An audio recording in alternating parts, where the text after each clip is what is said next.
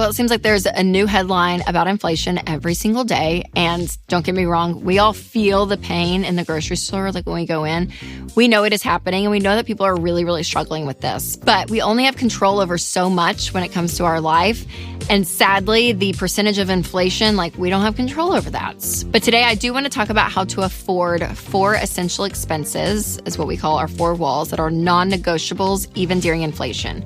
Now, before we jump in, make sure to subscribe and share this episode with a friend. All right, first, let's clarify the 4 expenses that are non-negotiables for everyone. That is food, housing, utilities, and transportation. So let's go through each of these categories and find ways that we can beat inflation because, let's be honest, we have to do all 4 of these. All right, now let's go over some ways to beat inflation when it comes to food. So number 1, shop around for deals.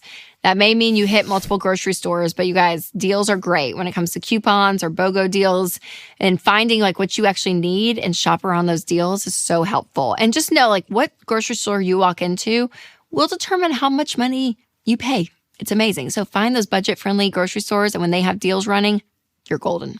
Next is to buy food that has more bang for your buck. So think about this, apples and bananas are going to be relatively cheap in the produce section.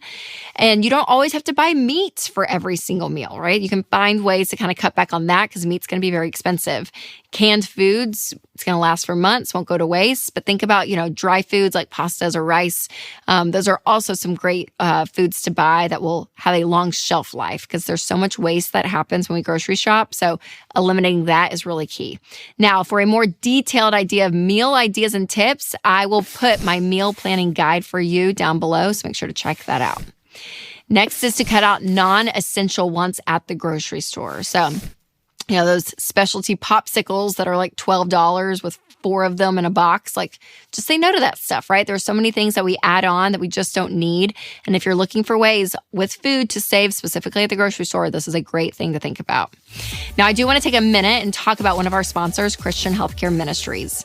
You guys, when you go against what society thinks is, quote, normal, like avoiding debt, for example, it might feel weird at first, and that is totally okay. We want you to be weird if that means you're doing things intentionally, including how you spend your healthcare dollars.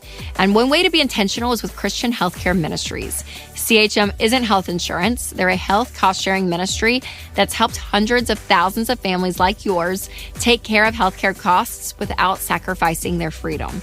Programs start as low as $98 a month. So find out more and join at chministries.org/budget. That's chministries.org/budget. All right, let's look at housing. Oh, this is a tough one because sometimes it's you're fixed, right? You're in a house, you got a mortgage, but there's some ways to get creative. Now, if you are single, a great way to do this is to get a roommate. So if you're renting and there's another bedroom, I know it's not fun. If you're living on your own and you enjoy it, you're like, oh my gosh, but listen, that could cut your housing in half. Possibly even when it looks like living with family, people are doing this a lot. They're moving back home. But, when you do this, I would say to have an end date because I think being out on your own is really important when it comes just to being an adult overall. But if there's some ways to save money in this for a period of time, you could look into that. Number 2 is to sign a longer lease. So if you're renting, some landlords will lower the monthly payment if they know that you're going to be there for the long term. Number 3 is to move to a more affordable area. This is a big way to save money. Everyone, usually when you get closer to a city, the more expensive things are. But the further out you can be, you'll probably save some money. Also, for a season, number 4 is to temporarily downsize. And again, not always fun if you're used to living in a certain square footage. But if you're really struggling with rent, find something smaller. And again, it's going to help you. My sister, they were doing this for a season because they were doing some work on their house.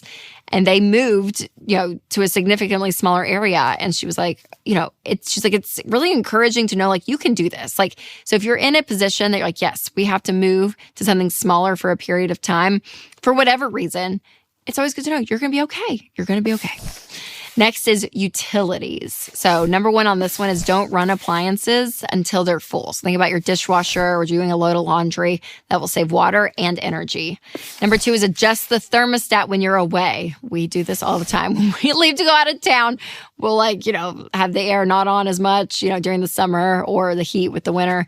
Remember to turn it back on as soon as you get home because it may not be very comfortable when you get home. But again, it's going to save you money. Number three is to turn off lights. Don't leave your water running unnecessarily. It's like these small little habits. Turn off the light when you leave a room. It will save you money. All right, let's look at transportation. Number one is to join gas reward programs.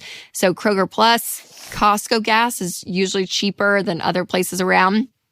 But these reward programs are great because you will get a better deal when it comes to gas.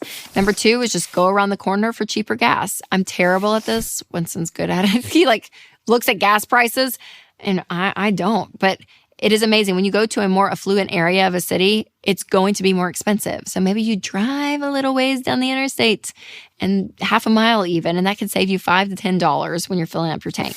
Number three is to carpool or use public transportation. This is a great way to minimize the transportation costs out there. If you're able to do it, it's great. Number four is share a car with your spouse.